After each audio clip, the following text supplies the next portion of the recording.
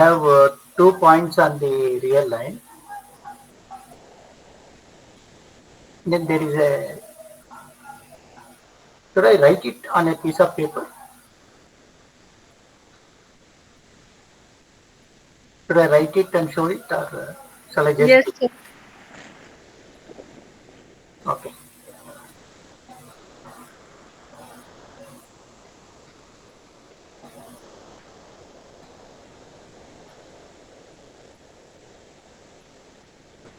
Just wait.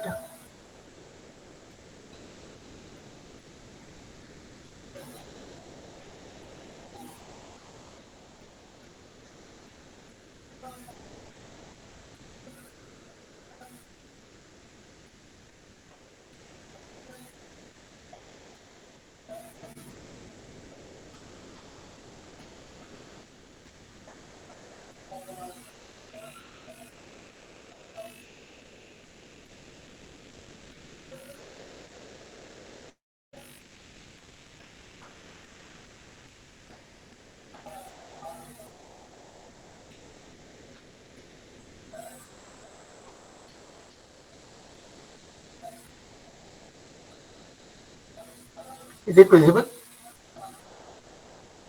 Yes, sir. Okay. So what I was saying is that you take the real line, something like this, take 2 points, say A, B, and the distance between A and B is B minus A. We will call this as D of AB. D for distance, okay. The problem, my stylus is not good. Okay. Got it. I'll write here. So D of AB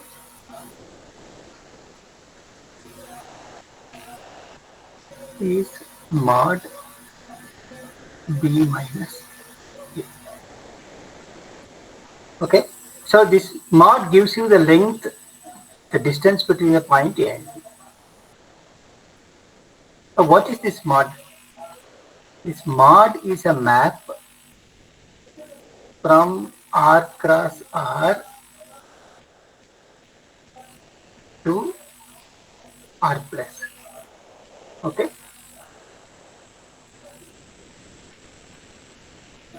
So it's a map on the cross product. What are the properties? Mod of A is 0 if and only if A is 0. Mod of A plus B is less than or equal to mod A plus mod B. Mod of K is mod K times mod A. Right? This we know on R. Okay, this is on R. The same thing can be done in R plus Rn. Okay. So how do we do that? So if you take x equal to Rn, the vector, okay. So take two vectors x, y, all right, in Rn. Then you have the distance between x and y. And yesterday I was telling you all this. This is nothing but summation mod xi minus yi squared raised to half. Summation from I equal to 1. Then this has three properties. One, dxy is 0 if and only if x equal to y. 2, d of xy distance between x and y is same thing as the distance between y and x. This is called the symmetric property. Third is the triangle inequality. D of xy is less than or equal to d of xz plus d of zy. Right? These three properties are true. Now what do you see this map? This map is this D is from Rn cross Rn to R plus. Okay. What we are trying to say is, you know these properties, right? This is called the Euclidean norm.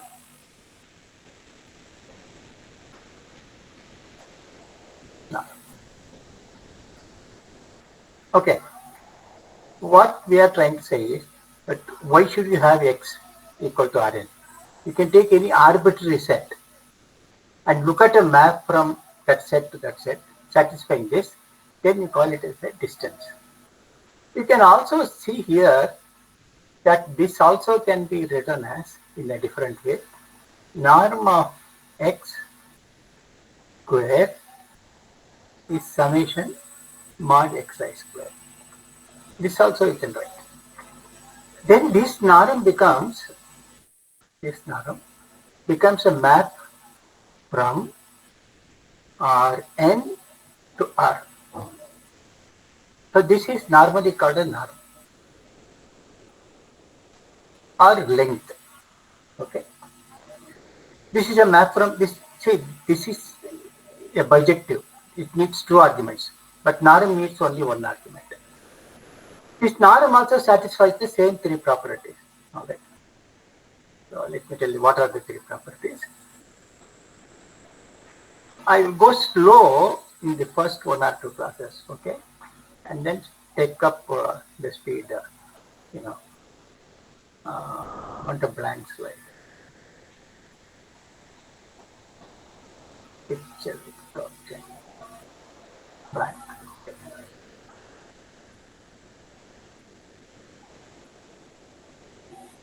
So what I am saying is this norm, what we have defined earlier, it satisfies three things.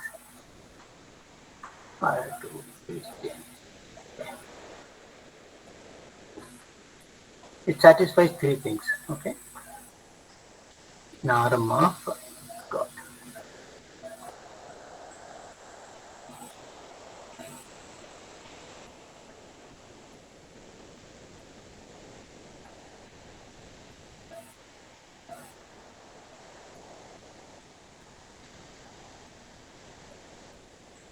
Norm. I don't know what is the problem. Three things.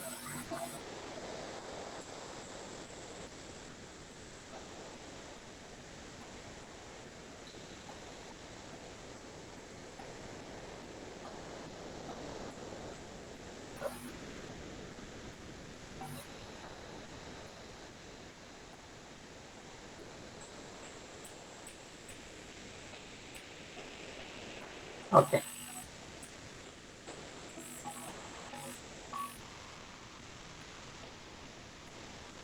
I don't know why it is not drawing. Huh?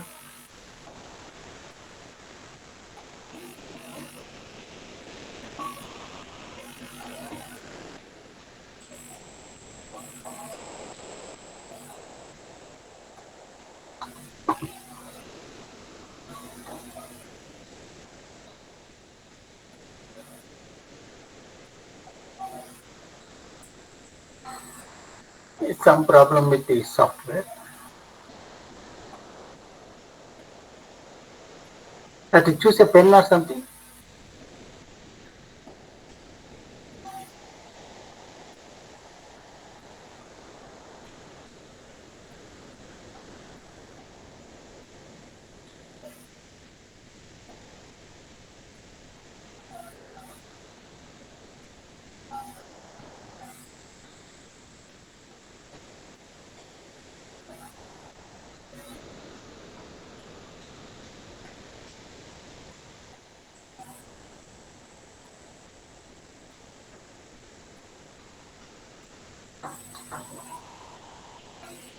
What is that I should do for writing?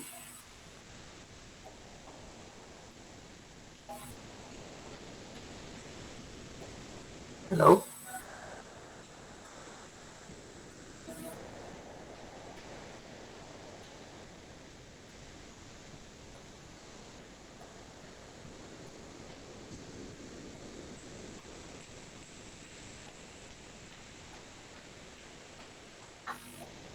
Someone wants to join. Just a moment. Huh?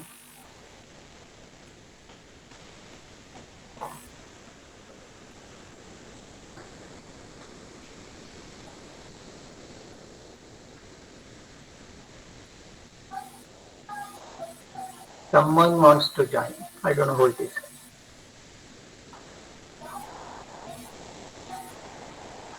Okay.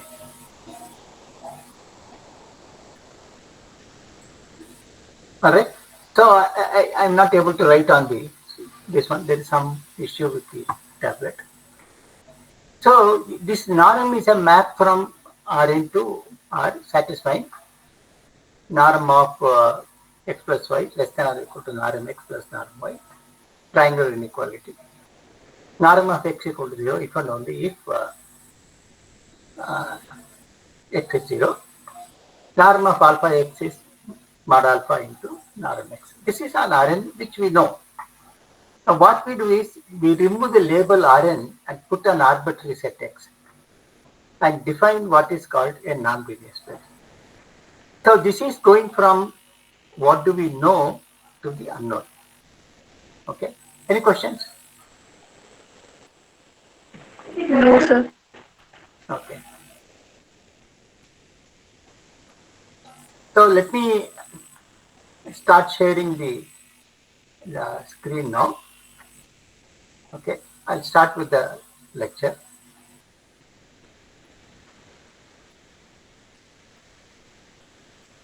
Just 1 minute, I am sharing. I have to close the previous one and start sharing. Okay. Just hold on. I'll do it.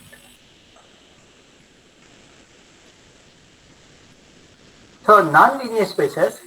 So we consider a class of all vector spaces. That y vector spaces because we are adding x plus y. So we need that vector space structure. So you look at any vector space, consider all vector spaces.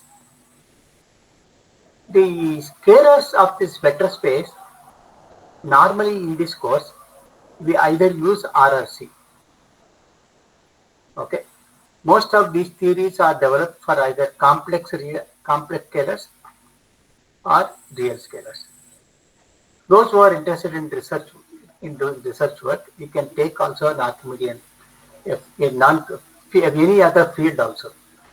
Okay, like you can take a rational, etc. I'll come to it when I meet you in the middle. At the moment, we take the scalars on the vector space to be R and C. So let E be a vector space with the scalars either R and C.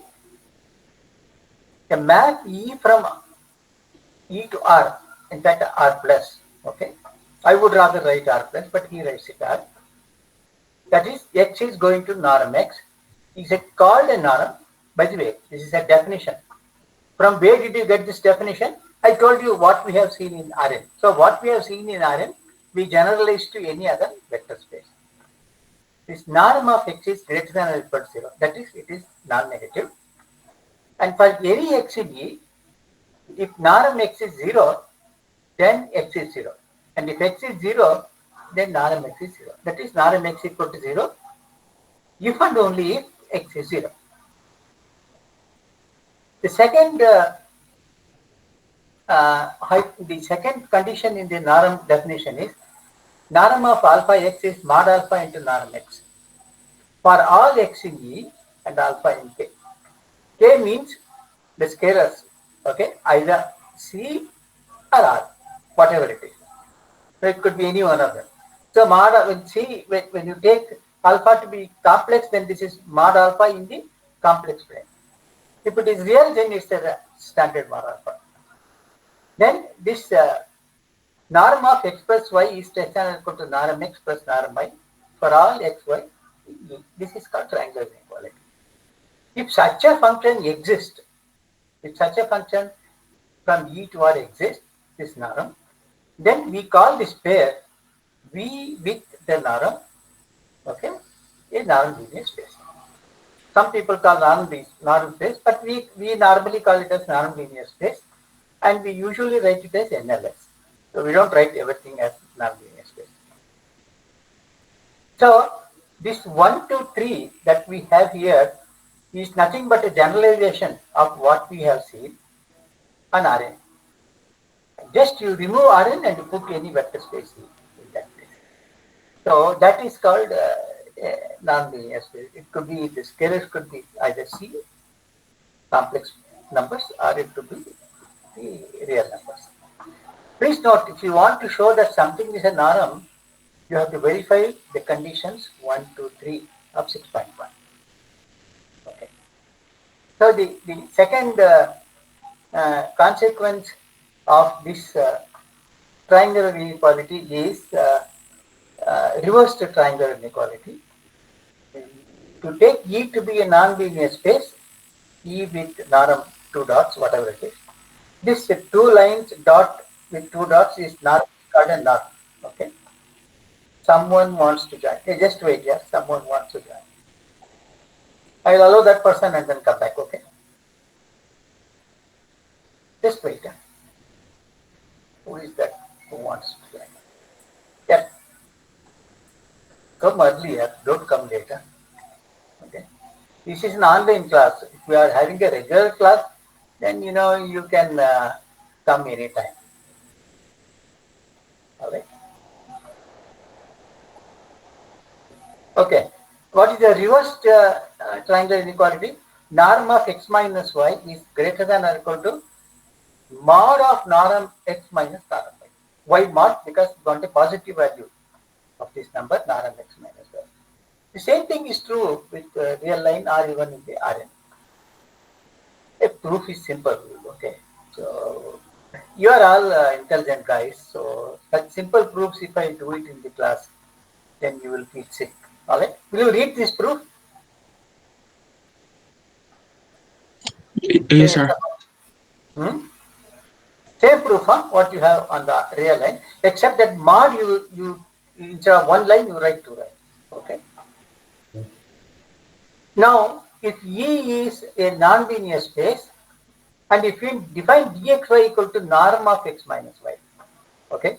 So the distance between the 2 points, you define it as the norm of x minus y. Then this non-linear space becomes a metric space. So that was the reason why I was trying to do the metric space beforehand, and then coming back to this point. Okay. Now please understand here, this metric is induced by this norm. So this metric is also called the induced metric of this norm, or induced metric, if there is no confusion.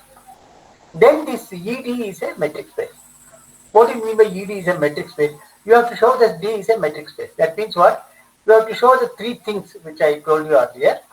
That dxy is 0, if and only if dxy equal to dyx, and then dxy equal to dyx, and then d of xy less than or equal to the triangular inequality. All these three, whatever I am talking about, it's a consequence of what the property of the norm is. Okay. For example, if you have x equal to y, then norm of x minus y will be 0. It's a typo error. It should have been 2 lines here. Okay. Norm of x minus y is 0. But norm of x minus y is 0 if and only if x is equal to y. That's the definition, right? For the norm. It says here, right? Norm of x is 0 if and only if norm of x is 0. So what we have here is norm of x minus y is 0. Therefore, x should be equal to y. Actually, it is x minus y is 0 and x equal to y. That is what the first property. Second property is that dxy is norm of x minus y. Now, you can always take the minus 1 as a scalar, and then you write here minus 1 into y minus x. mod of minus 1 is plus 1. Therefore, mod of minus 1 into y minus x is norm of y minus x. That is same thing as dyx. That is symmetry. D of xy equal to d of yx. And third thing is same way. There is nothing great about that. Okay. So this is called an induced metric. So given the norm linear space E, then we have some maps here. What are the maps? That x going to norm x. Then this map, as a map from a metric space to another metric space, this map is continuous. Okay, it's called the continuity of the norm, the following norm. So this x going to norm x is a continuous map. E cross E to E, that is xy going to x plus y.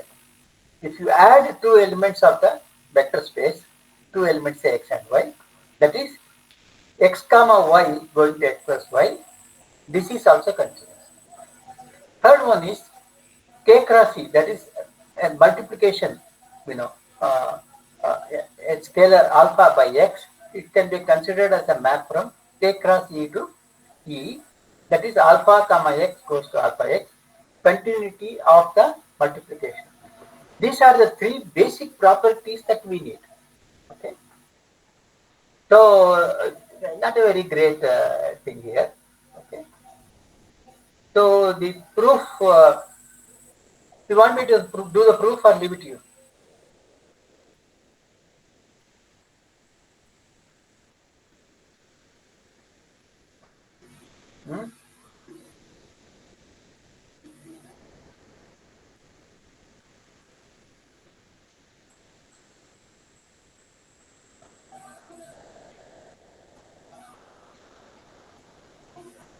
You are silent, huh? Should I do the proof or leave it to you? Leave, sir. Sure. Yes, sir. This proof also can be done by sequences. That's called the continuity of a function can be done by sequences also. If xn goes to x, then f of xn also goes to f of x, then the map f is continuous on a metric space. Okay. That also you can use here. This proof uses this is more geometric proof here. Okay.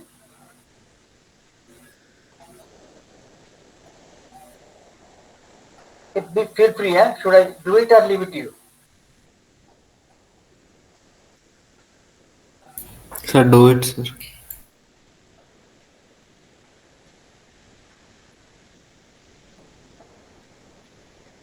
Let me try again my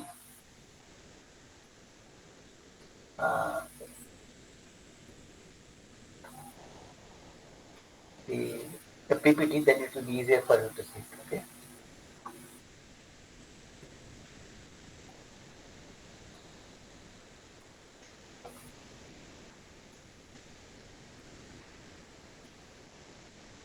There's some problem with the PPT. I don't know what is the problem.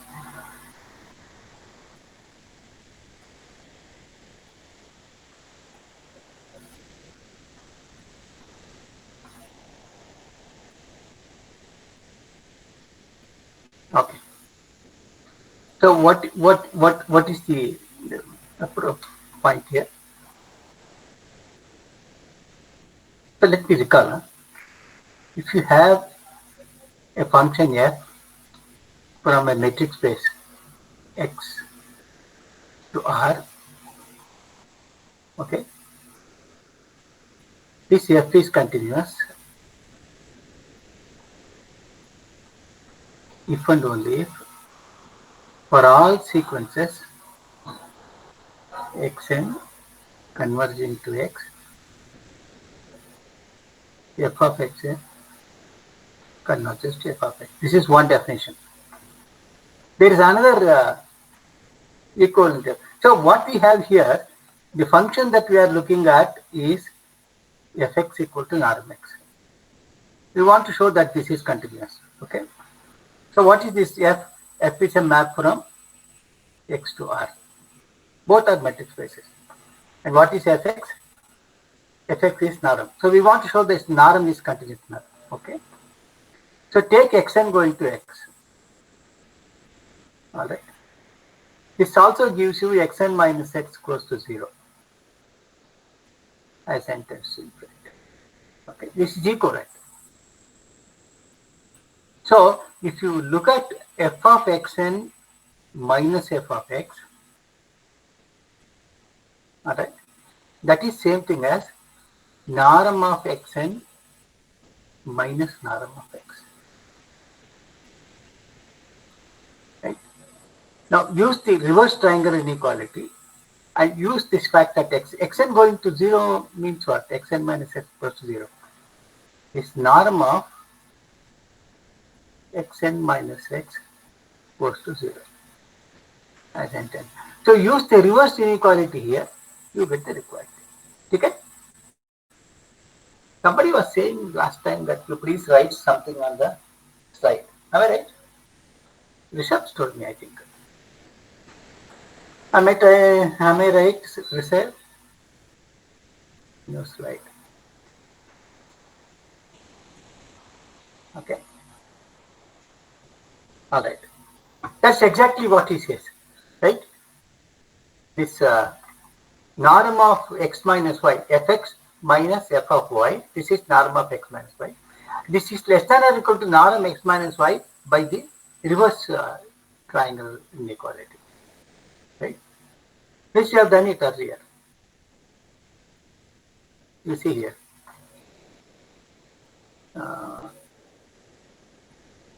Where is that norm?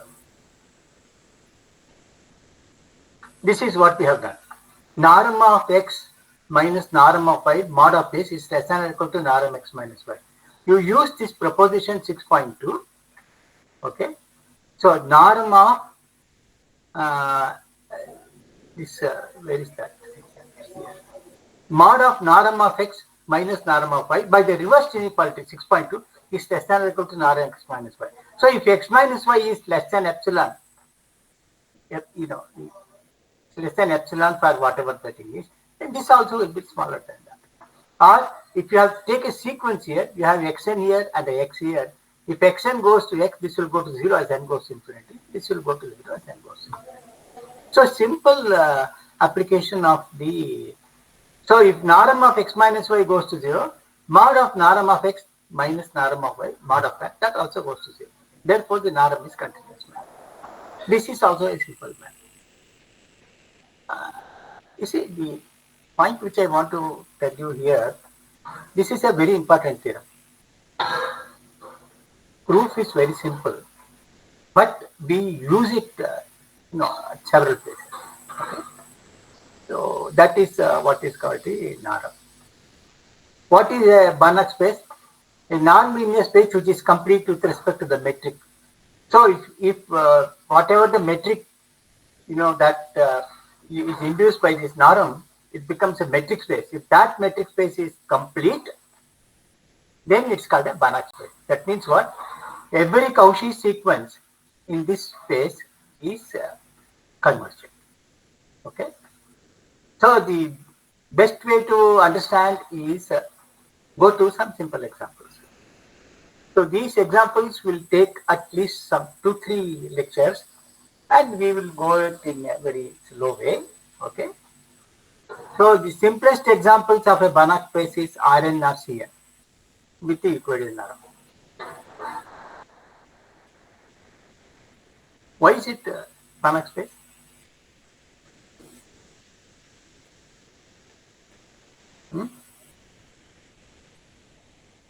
Anybody who wants to say?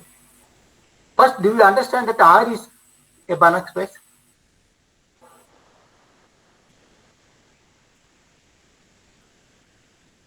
Should I do this example or leave it to you?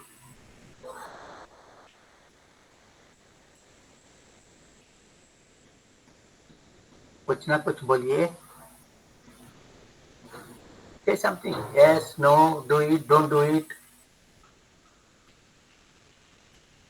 Hello? Do it, sir.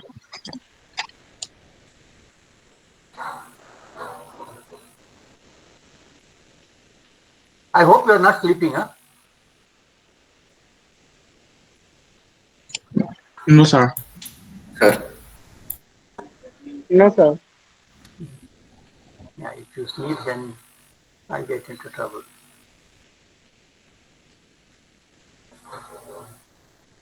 I don't know why it is not allowing me to draw.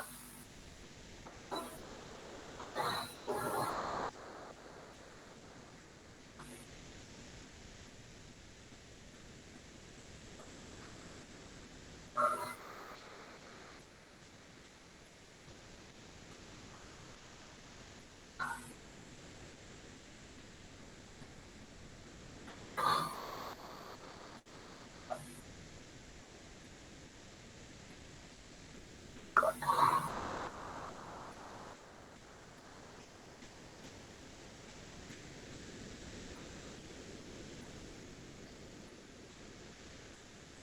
Something has happened. Huh?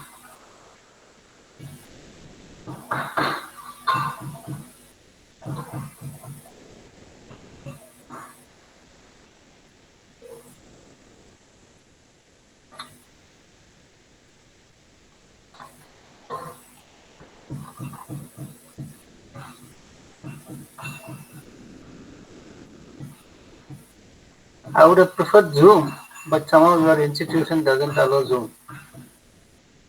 This is creating a lot of problems. Huh?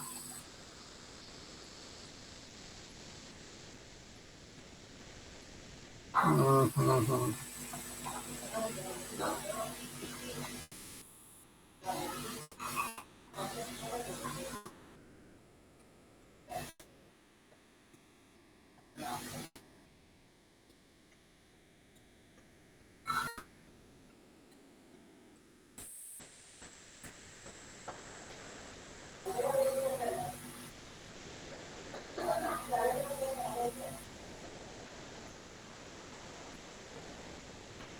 Hmm.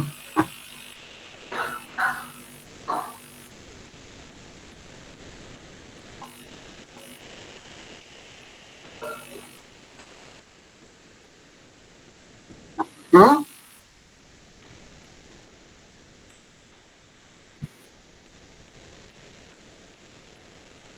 But where do I do it?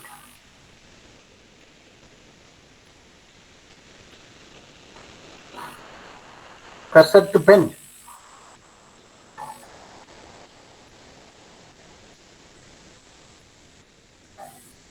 It is not allowing me to do, no? Okay. I think that's come now. Okay. Now, first thing is, you know that R is complete.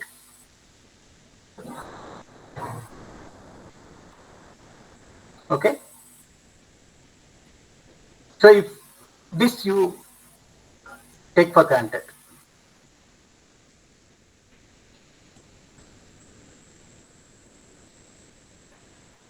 So, if you take Rn,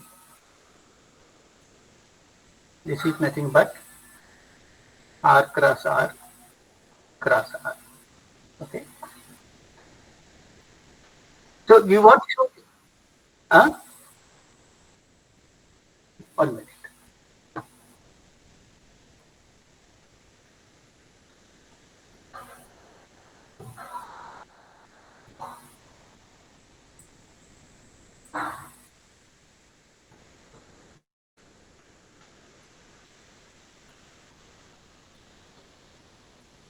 Is it see?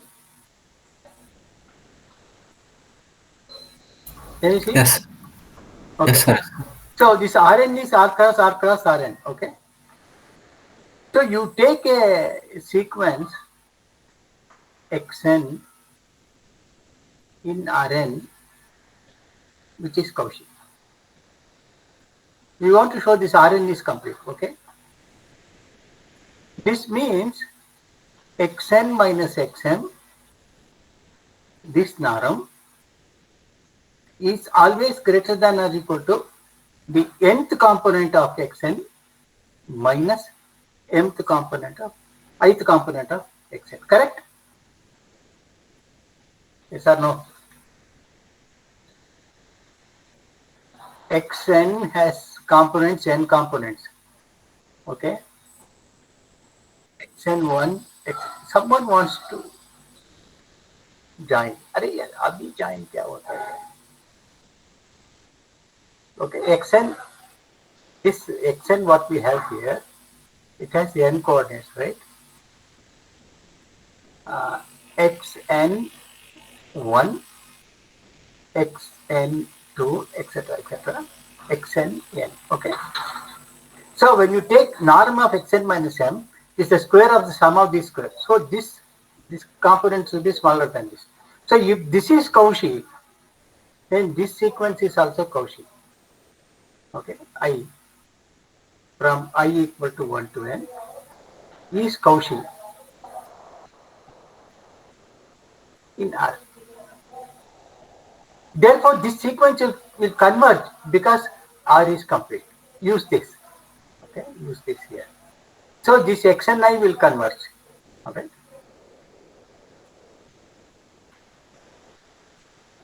So if this x and I converges, so what we have here is that this x and I converges to some xi. Okay, for I for n components. Then you know that if this converges, if and only if xn converges to x. Okay, so what is this x? X is the vector with x1, okay, xn. This whatever this stuff is, I am putting it here. Okay, so if the sequence is Cauchy in the product space, all right. Sorry.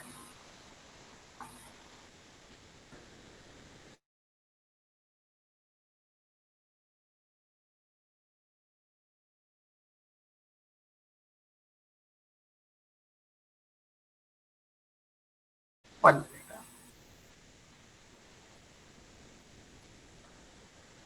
So if the sequence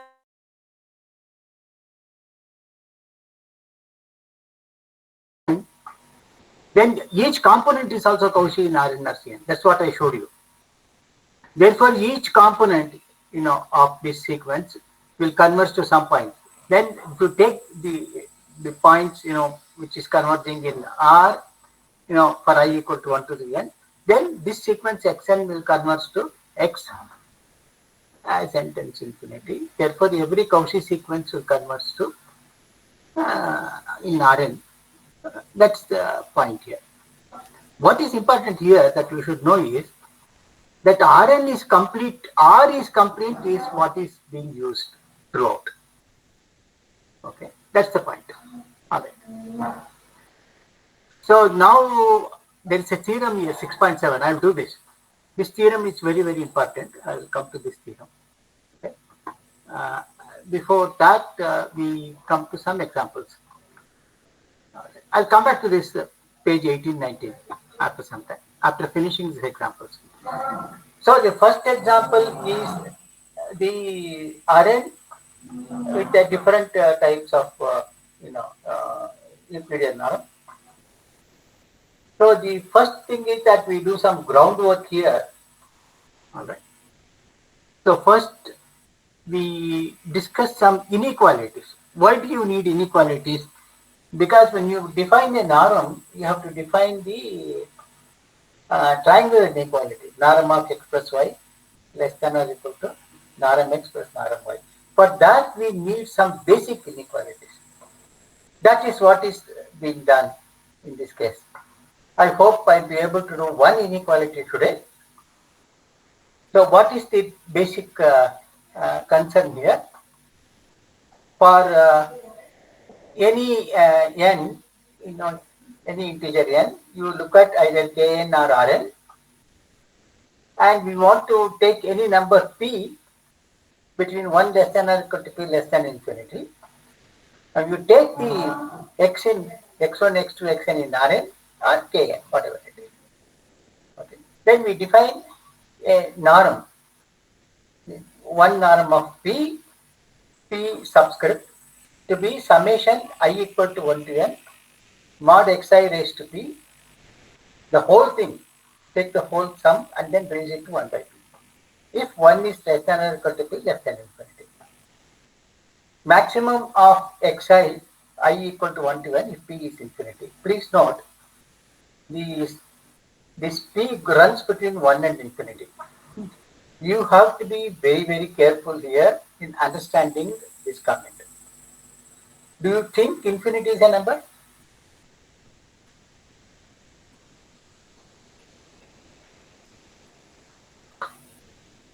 You have to be careful here, okay? When you say p is equal to infinity here, it gives you some hiccups. What we mean is that p is not finite, okay? When you write p equal to infinity, what we mean is p is not finite. Infinity is a concept. It is not a number. Is it clear? Be careful here. Huh? In 7.1, when you write p equal to infinity, what it means is it is not finite. 1 less than or equal to p less than infinity. You have to be slightly, you have to deal with this infinity with care as you do it in the measure theory. So when p is 2, this is precisely what the Euclidean norm is. Okay. This p is called the index, or it's sometimes people call it as power also. Okay. This indexing p is something very important. You get a family of non-linear space here. For p equal to 2, you get the Euclidean space here. Exactly. Okay. This number p, you attach another number p prime. What is that p prime? 1 over p plus 1 over p prime is 1.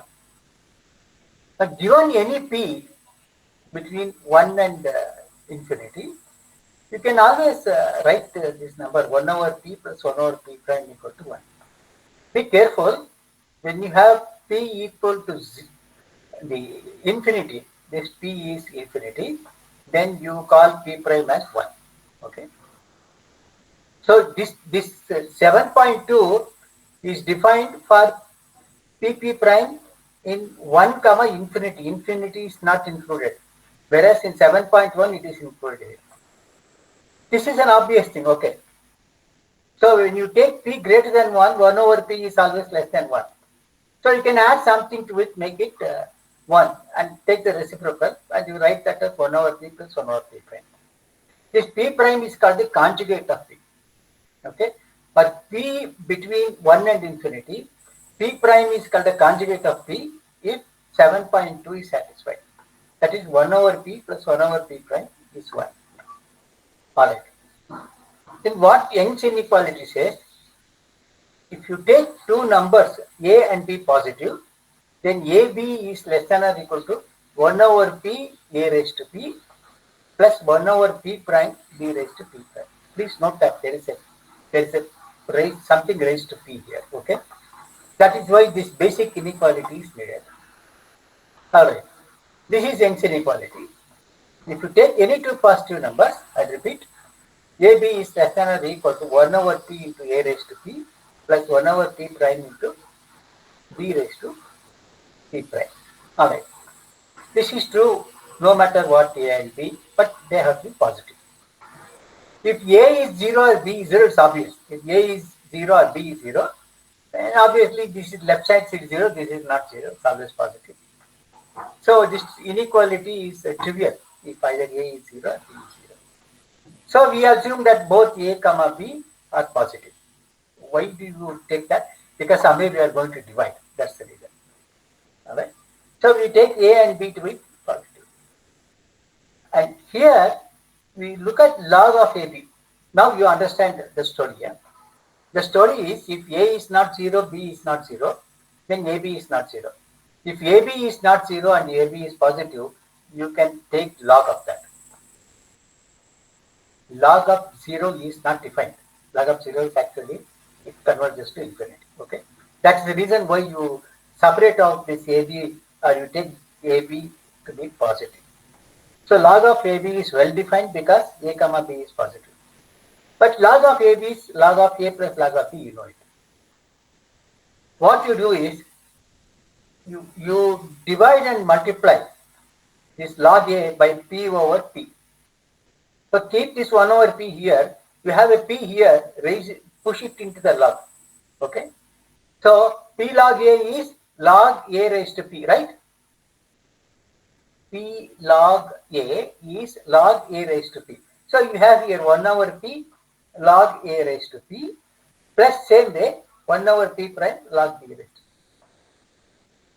Now this is smaller than or equal to log of 1 over P A raised to P plus 1 over P B raised to P. Why?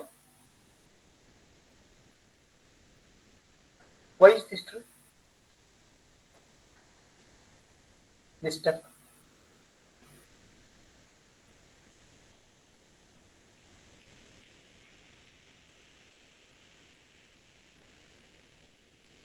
Some convexity. You call this 1 over P as lambda. Okay, then lambda 1 over P prime is 1 minus lambda. Lambda times something plus 1 minus lambda times something is less than or equal to whatever it is.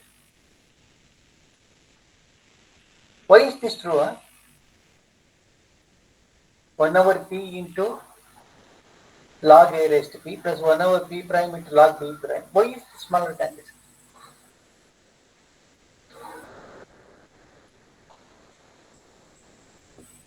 You know convex functions, no?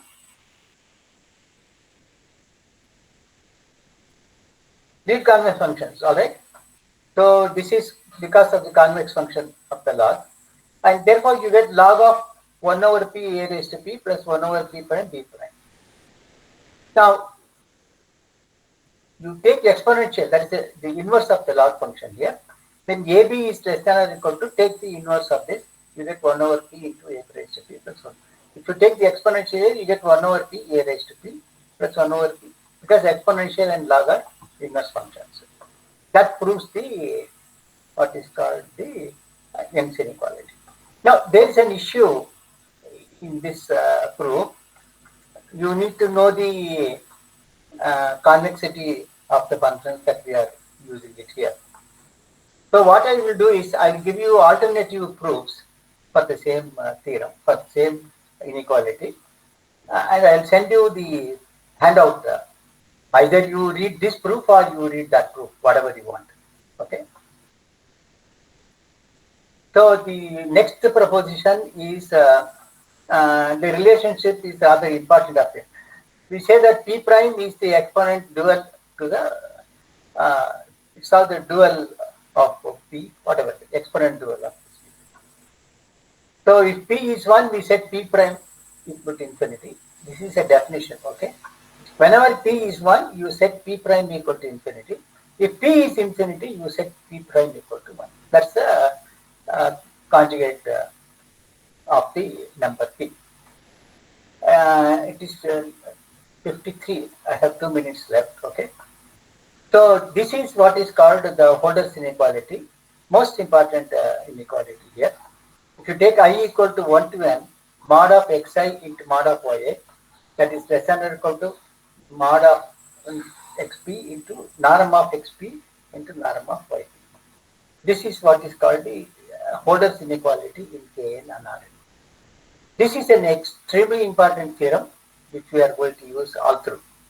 Okay, and this is not a very difficult one to show. Okay, what all you do is you take ai bi here. Okay, and then you sum it up. You get nothing great. Okay, take ai bi here, then you get ai bi here. Sum it from I equal to 1 to n. You also sum it from 1 to n here. Then you get exactly what that inequality that we have written here. Okay. So it's not a very from the Young's inequality we get the Holder's inequality. This Holder's inequality, some people call it as Holder's inequality also. All right.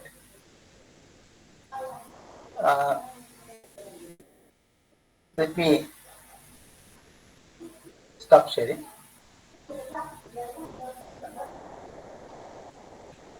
There are only 6 people. There are 11 or 12 people in the class. There are only 6 people in the class. What is it, Rishabh? What's the problem?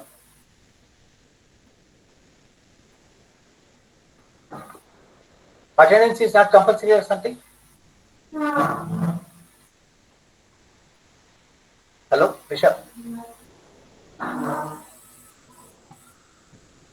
Hello? Can you hear?